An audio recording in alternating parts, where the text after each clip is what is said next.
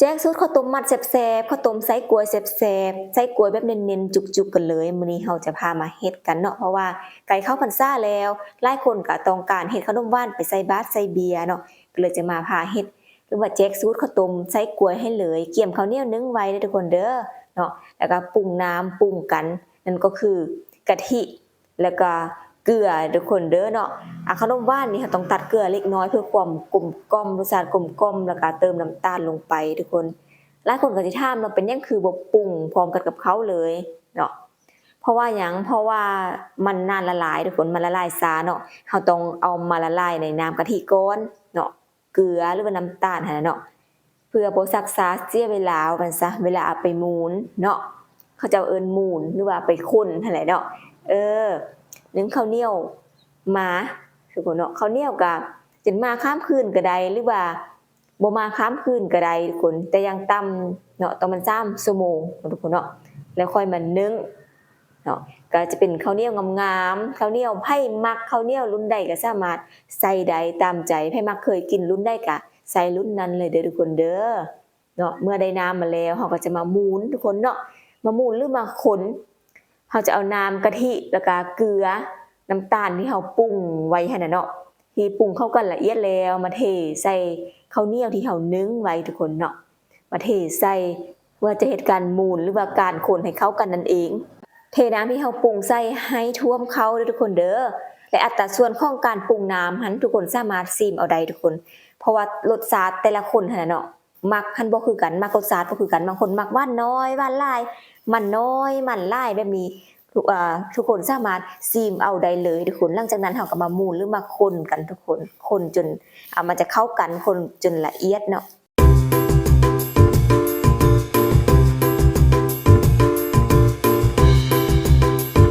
เมื่อคนเข้ากันแล้วก็ปะไว้พักไว้ทุกคนเนาะเราก็จะมาเกี่ยมกล้วยกันเนาะมะกล้วยนี้เขาเป็นมะกล้วยสุกเลยทุกคนเด้อตัวนี้เป็นยังว่าดำแท้เนาะมะกล้วยเฮาหั่นนะเพราะว่าที่จริงเขาจะเฮ็ดแต่มื้อวานนี่แหละเนาะแต่ว่าเฮาบ่ทันได้เฮ็ดเฮาก็เลยเอาเข้าตู้เย็นไว้เฮ็ดให้เปลือกเพิ่นดำแต่จริงๆหันสุกทุกคนสุกพอดีกินบ่ได้เละเนาะแต่ว่าข้อเป็นกล้วยสุกๆเนาะแต่บ่เละเนาะมาเฮ็ดกล้วยสุกๆแต่บ่เละเนาะเฮาก็จะมาปอกทุกคนเนาะมาปอกแล้วก็มาซอยมาหั่นหั่นน่ะเนาะการเฮ็ดไส้กล้วยเนาะแล้วแต่เฮามักเนาะอันนี้ก็ขึ้นกับเฮาคือเก่าทุกคนเนาะว่าเฮาจะมักแบบใดมักซอยแบบใดสไลด์สั้นสไลด์ยาวเฮ็ดเป็นเส้นเฮ็ดเป็นเปิ้นใหญ่ๆเนาะอันนี้ทุกคนก็สามารถเฮ็ดได้ตามที่ทุกคนมักเลยเนาะตัวนี้จะบ่ตายตัวทุกคนแต่เฮาเอามาเฮ็ดให้เบิ่งเนาะว่ามันเฮ็ดจังซี่ๆๆเด้อเนาะแล้วกันเฮ็ดไส้เฮ็ดหยังสิก็แล้วแต่ทุกคนจะเฮ็ดแต่มื้อนี้เฮาจะมาเฮ็ดเป็นเปิ้นยาวๆทุกคนเนาะสุดหน่วยมะกล้วยเลยเป็นเปิ้นใหญ่ๆยาวๆแบบนี้เลยเนาะแล้วก็จะมีเป็นสไลด์เนาะจะเป็นสไลด์ยาวแล้วก็ทางท้ายเป็นสั้นเนาะเขาจะเฮ็ดเป็น2แบบนี้สำหรับมื้อนี้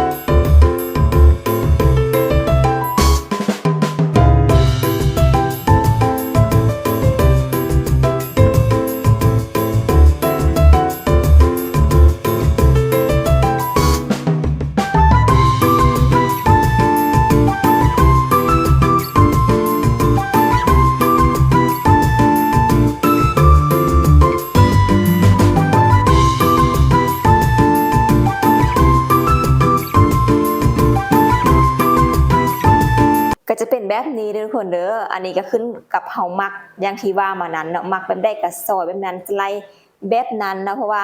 ก่อนที่เฮาจะไปใส่บาตรนะเฮาก็ต้องเซฟเฮาก่อนเฮาต้องได้ซิมก่อนหรือว่าเอาไปเฮ็ดขายเฮาก็ต้องลองซิมก่อนนะแล้วก็ไปวิเคราะห์ลูกค้าว่าลูกค้ามักแบบใดก็ข้างหน้าก็จึงเฮ็ดปรับทุกคนปรับไปมาเกี่ยมตองจิกตองเซตตองทุกคนเนาะ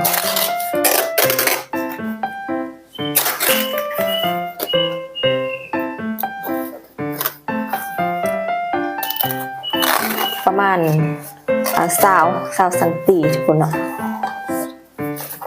จิกได้ใบหนึ่งแบบนี้แล้วก็ง่ายเนาะเพราะว่าเราจะเอาใบเนี่ยไปเทียบแล้วก็จิกเลย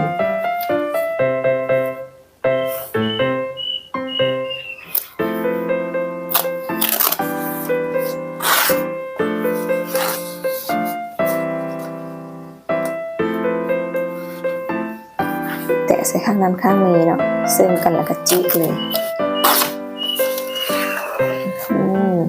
บอกแล้วก็เปลี่ยนมาข้างนี้ก็ได้ทุกคนเนาะข้างนี้ก็จะจิกง่าย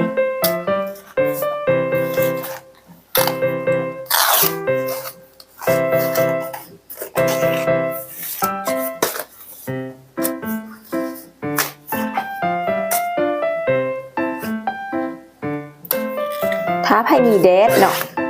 จะดวกนะแดดจะจัดเมื่อได้จะเห็นแล้วมีแดดนะตัวนี้สามารถใส่ได้บ่ใส่ได้ทุกคนเครื่องมันจะบ่ใหญ่เทียบเท่ากันก็ตามธรรมดาซ้ำนี้ก็ได้เลยแต่เฮาเขาเป็นใหญ่ๆแบบนี้เลยซะจะดีกว่าเนาะ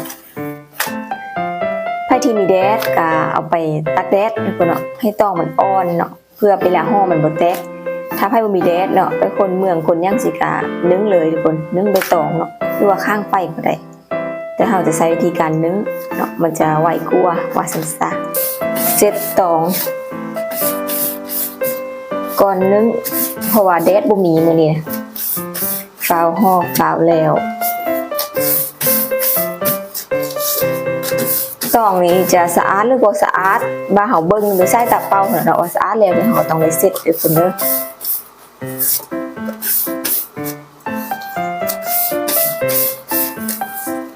เซ็ตมันก็จะมีฝุ่นเล็กๆน้อยๆ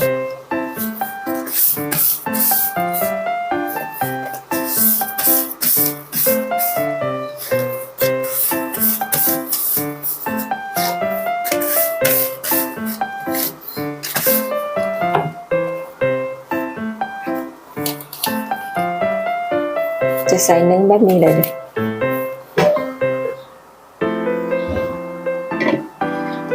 แล้วก็ปิดฝาการข้าวต้มห่อใส่เป็นตองนี้ทุกคน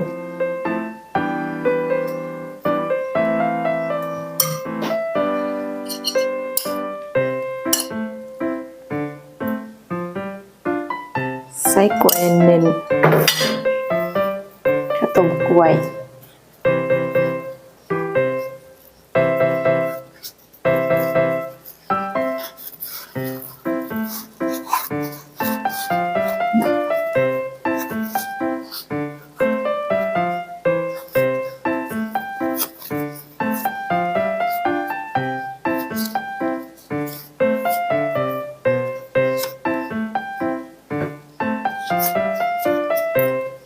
อาจจะเป็น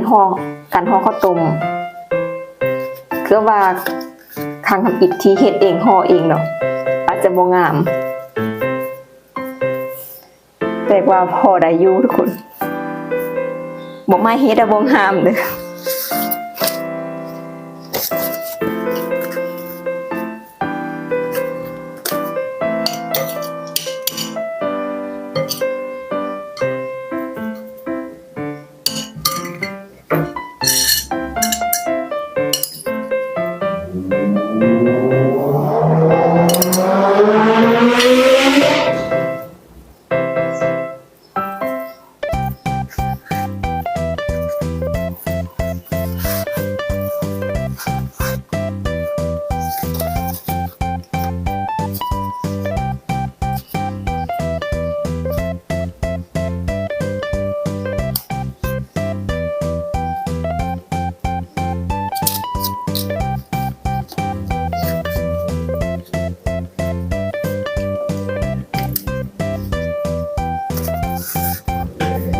ห่อข้าวต้มส่งตลกทุกคนแต่บ่เป็นหยังเนาะก็เต็มใจจะห่อมาสุดท้ายใส่ตองดิบลองมึงดู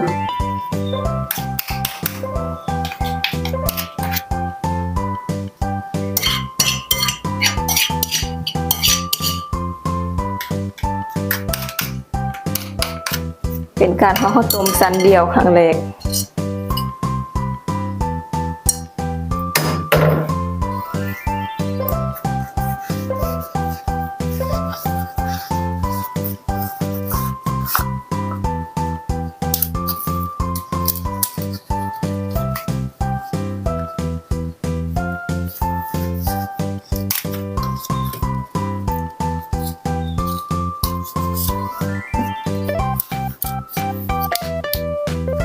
เป็นตองดิบเลย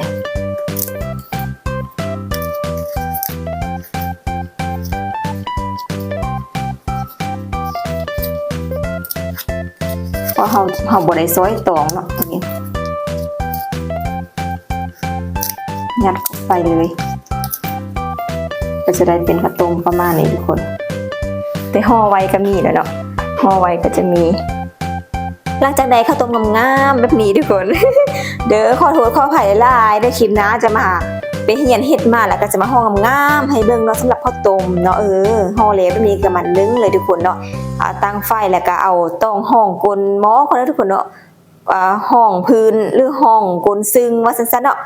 ก็จะจัดเรียงข้าวต้มใส่ทุกคนเนาะให้เต็มเลยให้เต็มให้หมดไปเลยเนาะมื้อนี้เขาจะบ่ได้เฮ็ดหลายเลยทุกคนเนาะไม่ให้เบิ่งซื่อวิธีการปรุงการหมุนการใส่ไซส์ใส่หยังทุกคนเนาะถือว่าแซ่บอีหลีได้เพราะว่าซีมก่อนที่จะมานึ่งแล้วแซ่บหลายแต่ว่าการห่อนี่ข้อติดนี้ไว้ก่อนเด้อทุกคนเด้อเพราะว่าจะมาบอกหรือว่าไปเฮียนเฮ็ดมางามๆแล้วสิมาแซ่ว่าห่อใดๆเนาะเฮาก็ตั้งใจเฮ็ดขนาดทุกคนเนาะห่อนี่นะแต่แบบคันห่อต้องนั้นคือว่าแตกสินะห่อต้องนี่ก็คือสิแบบบ่ไปส่งปานใดเสียเนาะแล้วก็ใส่หม้อแล้วก็เอาผ้าปิดใบนึ่งทุกคนเนาะก็บ่โดนทุกคนเนาะก็มะกรวยสุกแล้วก็แล้วเนาะก็ปรุงได้แหละปิดไฟอย่างนั้นแหละเพราะว่าเขามันสุกมาแล้วเนาะเมื่อทุกคนมาซีมนำกันแต่ค่อยลากซีมก็แล้วเนาะเซฟหลายเซฟเลยทีเดียวทุกคนเนาะอันนี้สุดๆฮ้อนๆเลยเด้อทุกคนเลยเนาะมือจนบ่กล้าจับเพราะว่ามันฮ้อนดิตัวนี้ก็ถือว่าสุกไวแนะนำเนาะบ่ต้องเฮ็ดห่อใหญ่ทุกคนเนาะเฮ็ดห่อน้อยๆพอดีคำกัด2คำ3คำต่อห่อนี่มันจะดีไล่มันจะพอดีเซฟนะทุกคนเนาะแล้วก็จะงามอีกไปใส่บัตรใส่เบียร์ก็พอดีขนาดเนาะมันบ่ใหญ่เบ้อวังอลังการอีหยังกระดักกระเดียทุกคนเด้อฝากไว้สำหรับข้าวต้มไส้กล้วยเนาะข้าวต้มไส้กล้วยบ่แม่นข้าวต้มโจกนะอันนี้เป็นข้าวต้มมัดนะทุกคนเนาะแต่เฮาจะบ่ได้มัดนะทุกคนเนาะตัวนี้ใส่ใบตองสั้นเดียวเลยทุกคนประหยัดตองอีกเดี๋ยวคลิปหน้ามาจัดให้เลย